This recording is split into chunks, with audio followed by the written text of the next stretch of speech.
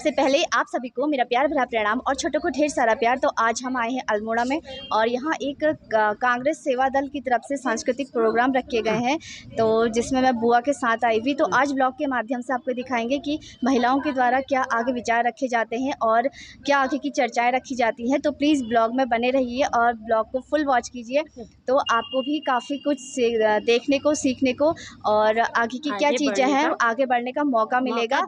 तो बुआ बताना चाह रही है कि किस उससे आए हैं, वो आप बताओ। कि क्योंकि ये कांग्रेस सेवा दल श्रीमती शोभा जोशी इनके द्वारा किया जा रहा है।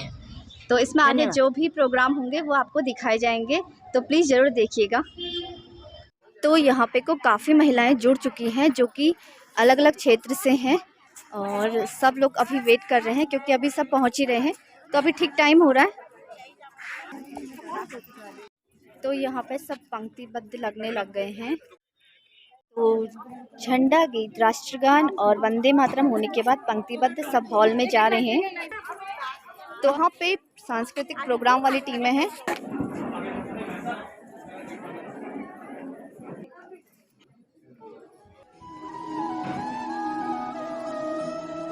हेमा पुरोहित जी से मैं निवेदन करूंगा सरस्वती डोरिया जी से कि हमारे बीच में एस प्यारी चांद मैम का और हेमा पुरोहित मैम का दोनों का आप पिछोड़ा बना करके मैं साथ में हमारे शोभा जोशी जी से निवेदन करूंगा कि आप पिछोड़ा उड़ा करके एस प्यारी चांद मैम का और हेमा पुरोहित मैम का स्वागत करेंगे, अभिनंदन करेंगे।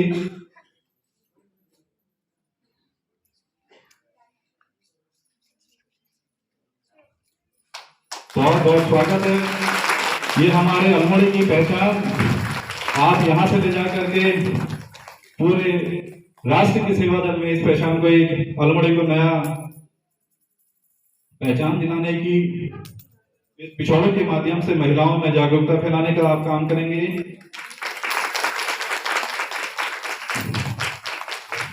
सदुपयोग करना है। मेरी सभी बहनों से विनती है, बोलो नहीं। से गुंजित ध्वनि मंगलम, स्वागतम स्वागतम स्वागतम, मन की वीणा से गुंजित ध्वनि मंगलम, स्वागतम स्वागतम स्वागतम स्वागतम।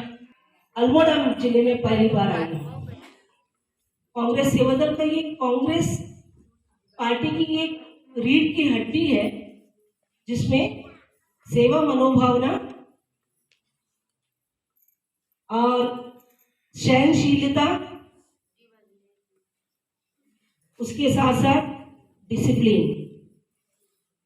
ये जरूरी है। मैं जानती हूँ कि हमारे जो प्रदेश के कांग्रेस सेवा दल जो प्रदेश अध्यक्ष, महिला अध्यक्ष और यंग ब्रिगेड अभी 1 साल के अंदर बने हैं तीनों, और हमारे बीच में कुछ ही लोग सीनियर सभी बचे हैं जिसको मार्गदर्शन करने के लिए साथ में राजेंद्र दुर्गापाल हैं, वो सीनियर है।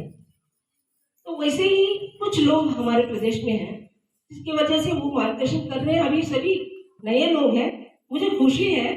मैं तो डांटने का काम करती हूँ, ट्रेनिंग देने का काम करती हूँ, फिर भी सवेरे से लेकर अभी तक इतना साइलेंट बैठे हैं, इतना डिसिप्लिन में बैठे हैं, तो ये हमारी महिलाओं को सही में श्रेय जाता है। यहाँ का जो लोकल जो प्रॉब्लम्स होता है उसके बारे में हमें क्या सोचना है, कैसे काम करना है, कांग्रेस पार्टी को कैसे आगे लेके चलना है, उसके बारे में आपको मार्गदर्शन करेंगे।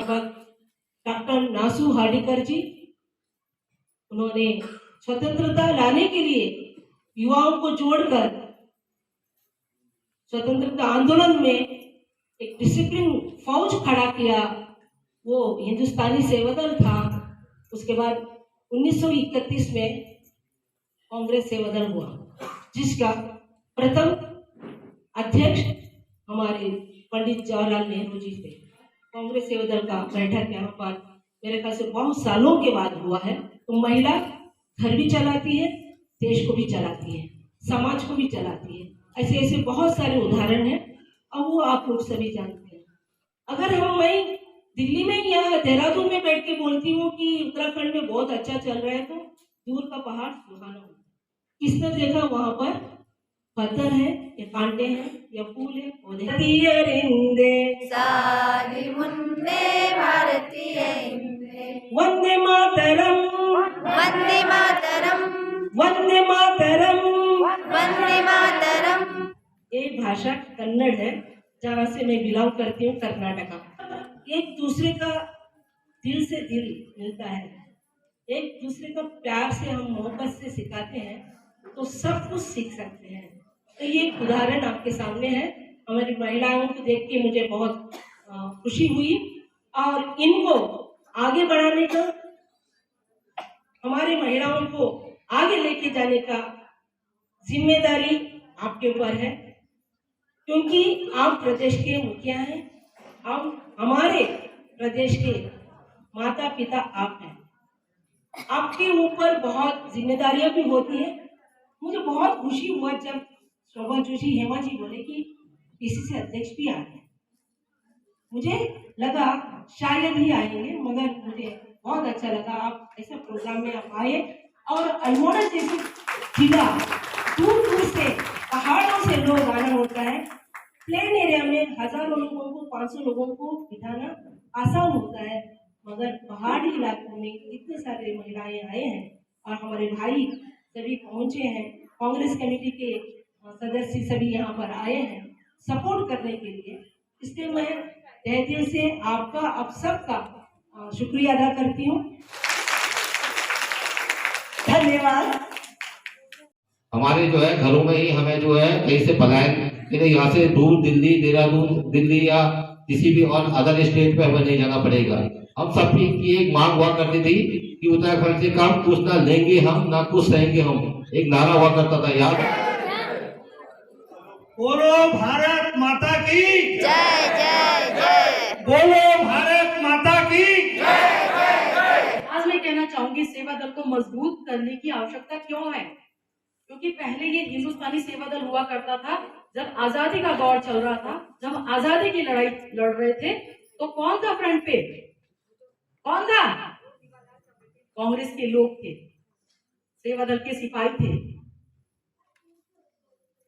एनएस हार्डिकर जी थे, महात्मा गांधी जी थे, सरोजिनी नायडू जी थी, तमाम बहुत सारे लोग थे, अनगिनत लोग थे।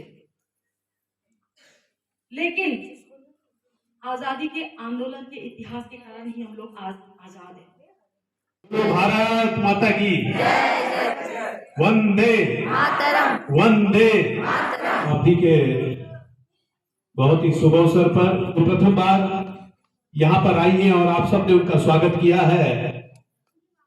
हमारे इस उत्तराखंड सेवा दल की प्रभारी मैडम प्यारी जान जी उस सेवा दल के शताब्दी वर्ष को यहाँ पर मना रहे हैं, इसके लिए मैं आप सबको ढेर सारी बधाई प्रेषित करता हूँ। मुझे एक वाकया याद आता है कि नासिक में एक अधिवेशन हो रहा था और शर्मा जी उसके मुखिया थे, और उस सम्मेलन में इस देश के प्रधानमंत्री जी जब अंदर को प्रवेश करने लगे तो शर्मा जी ने उनको रोक दिया। उन्होंने कहा कि आपके बैज नहीं लगाया, मैं आपको अंदर प्रवेश करने नहीं दूंगा। और पंडित जवाहरलाल नेहरू जी ने अपना बैज जेब से निकाला और फिर लगाया और उनको जाने दिया, और उसने क्षमा मांगी। उसने कहा क्षमा नहीं, आपने अपने कर्तव्य का निर्वहन किया, आपने पार्टी के प्रति ईमानदारी दिखाई, आपने मुझे रोका है। मैं ये परीक्षण करना चाह रहा था कि क्या सेवा दल वास्तव में अपने संगठन का जो वास्तविक स्वरूप है ईमानदारी के साथ कर रहा है, नहीं कर रहा है। तो ये है भारत माता, और क्यों होगी भारत माता की जय? कभी इस पर मनन किया, चिंतन किया? क्योंकि आप और हम सब लोग बिजी रहते हैं, बच्चों को देखना है, खेत भी देख रहे हैं, कारोबार भी करना है, न्यूते भी बनाने हैं, सामाजिक कार्य भी देख रहे हैं। हमारे पास सोचने के लिए समय नहीं। इसीलिए हमारे ऋषि मुनियों ने ध्यान की पद्धति को अपनाने की बात कही कि थोड़ी देर 10 मिनट इसे ध्यान करें। कौन है भारत माता? भारत माता वो चाहे कोसी नदी है, चाहे गंगा नदी है, चाहे यमुना नदी है, चाहे आपका समुद्र है, चाहे आपके पेड़ हैं, चाहे इस पे रहने वाले आपके जानवर हैं, चाहे आप हैं, चाहे आपके बच्चे हैं, इन सब से मिलकर भारत माता। और अगर इनमें से किसी को भी कष्ट है, किसी को भी परेशानी है, तो भारत माता की जय नहीं हो सकती। अगर किसी माँ के बच्चे भूखे हैं, बीमार को इलाज नहीं मिल रहा, बेरोजगार बच्चों को रोजगार नहीं मिल रहा, अपराध बढ़ रहे हैं, तो भारत माता की जय कैसे होगी, मेरी समझ में नहीं। हम लोग भी नेता लोग अक्सर भाषण देते हैं अपने चुनाव के नजरिए कि हमको जीतना, लेकिन उससे भारत माता की जय नहीं। हम नहीं, कोई विधायक बन जाएगा, कोई मंत्री बन जाएगा, कोई मुख्यमंत्री बन जाएगा। आज भी है ना विधायक, 70 विधायक है ना, आया ना बोलो तो हमारी बातचीत हो रही है। और मुख्यमंत्री भी है, पहले भी रहे। क्या भारत माता की जय हुई? क्या अंकिता भंडारी को हम बचा पाए? क्या किरण नेगी को हम बचा पाए? क्या ममता को हम बचा पाए? क्या पिंकी को हम बचा पाए? क्या वो विपिन रावत जिसकी मृत्यु, जिसकी हत्या देहरादून शहर में कर दी, क्या हम उसको बचा पाए? क्या हम पटवारी का पेपर लीक होने से बचा पाए? क्या हम SSS भर्ती घोटाला बचा पाए? क्या हम अपराधियों को सजा दिला पाए? क्या अस्पतालों में डॉक्टर हैं, स्कूलों में टीचर हैं? फिर कैसे भारत माता की जय? अभी सोचिए। मैं धन्यवाद दे रहा हूं, पुरुषों से ज्यादा महिलाएं हैं आज, क्योंकि महिला कड़ी है, वो धुरी है परिवार की और देश की। और इस बात को मैं ऐसे नहीं किया, क्योंकि बेटे की नौकरी नहीं लगती है ना, तो माँ को दर्द होता है, बहन को होता है, वो भी, उसको पुरुष का भी दर्द है, वो भी माँ को ही। बेटी का बलात्कार होता है तो भी माँ को ही दर्द है, बेटे का एक्सीडेंट होता है तो भी माँ को दर्द है, बेटा बेरोजगार है तो भी माँ को दर्द है, देश का नुकसान होता है तो भी माँ को दर्द है, महंगाई बढ़ने से बच्चे अगर भूखे रहते हैं तो माँ को दर्द है। मणिपुर में हमारी बहनों के साथ कितना बड़ा अपमान हुआ। इसी देश में जब द्रौपदी का चीरहरण हुआ, कौरवों ने जब द्रौपदी का चीरहरण किया, इतना बड़ा महाभारत हुआ, जीवित थे हम लोग, महिला की अपमान का बदला लेने के लिए हम लोग तड़प उठते थे, हमसे सहन नहीं होता। लेकिन आज उसी भारत में 100 महिलाओं का अपमान हो गया, हम लोग बात तक नहीं करते कि ये करें। हमारी आत्माएं मर गई, अभी भी हम गप्पे मार रहे हैं, अभी भी हम हंस रहे हैं। ये केवल मणिपुर में नहीं हुआ है, ये वानगी है, शुरुआत है। ये कल को उत्तराखंड में भी हो सकता है और हो चुका है। कौन थी अंकिता? आपकी जैसे एक गांव में रहने वाली मां की छोटी सी बेटी थी अंकिता। अब मैं कर्णफूल बेच के मैं गया था उसके घर, हेमा जी भी गई थी उसके घर। पौड़ी की रहने वाली वो लड़की, हमारी मां के पास पैसे नहीं थे, कर्णफूल बेच के पढ़ने में लड़की होशियार थी, होटल मैनेजमेंट का कोर्स करा। दुर्भाग्य था उसका कि बीजेपी के एक नेता के होटल में काम मिला। उस लड़की को किसी बड़े नेता के सामने पेश करने की बातचीत हुई और उस बहादुर लड़की ने मना कर दिया, तो उसको मार दिया। उसका मर्डर। कभी सोचिए तो, आप भी तो मां हैं।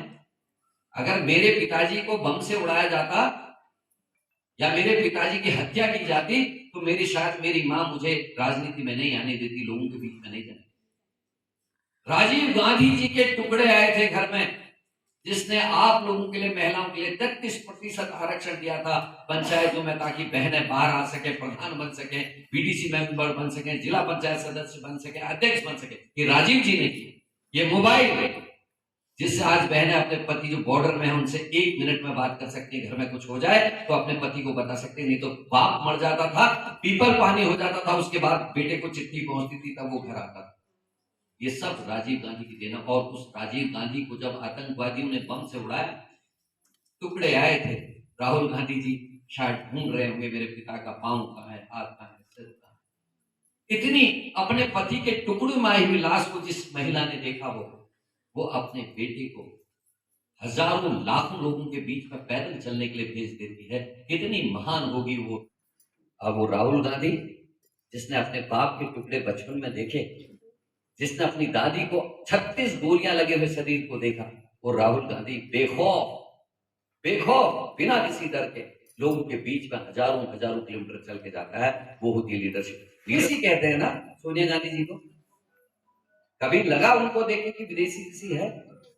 सिर में पल्लू रखती है, साड़ी पहनती है, जितने कर्म करने हमारे सनातन धर्म चाहिए, क्योंकि सनातन धर्म के परिवार में उनकी शादी हुई, वो सब कुछ बहादुर इतने कि अपने पति की लाश देखने के बाद भी अपने बेटे को भेज दिया। त्याग करने वाली इतनी कि जब 414 सांसद, मोदी के आज तक 400 से ऊपर सांसद नहीं आए, लेकिन जब राजीव जी मरे थे 414 सांसद जीत के आए थे, उसके बाद भी प्रधानमंत्री बनने से मना कर दिया। आज लोग प्रधान बनने के लिए एक दूसरे से लड़ाई करते हो। और आपके पड़ोस में जो देश है नेपाल, वो आपका पड़ोसी देश है ना। अच्छा, राम किसके भगवान है? हाथ खड़ा करोगे एक बार, कितने लोग राम भगवान को मानते हैं? मैं तो मानता हूँ। मानते हो ना? तो सीता माता को कितने लोग मानते हो? फिर क्यों मानते हो? क्योंकि वो राम की धर्म पत्नी थी, लव कुश की मां थी। सीता कहाँ की रहने वाली? नेपाल। हम महाभारत देखते हैं ना, देखा है, सुना है? आपने देखा जब युद्ध होता है कौरव और पांडवों का, तो जो 100 कौरवों की मां थी, उसको भी हम अपनी रानी कहते हैं, रानी गंधारी कहते हैं ना। कहाँ की थी? गंधार की, जो आज का अफगानिस्तान है, वहां के रहने वाली। जब हमारे राजकुमारों की पत्नियां अफगानिस्तान से आ सकती हैं, नेपाल से हमारी सीता माता आ सकती है, तो सोनिया गांधी जो त्याग की मूर्ति है, जो बहादुर है, जो अपने बेटे की मौत से भी नहीं डरती है, अपने पति की मृत्यु देखने के बाद, अपने सास की मृत्यु देखने के बाद, तो उस परिवार की इज्जत क्यों नहीं करते? ये मेरी समझ। हम क्यों लोगों की बात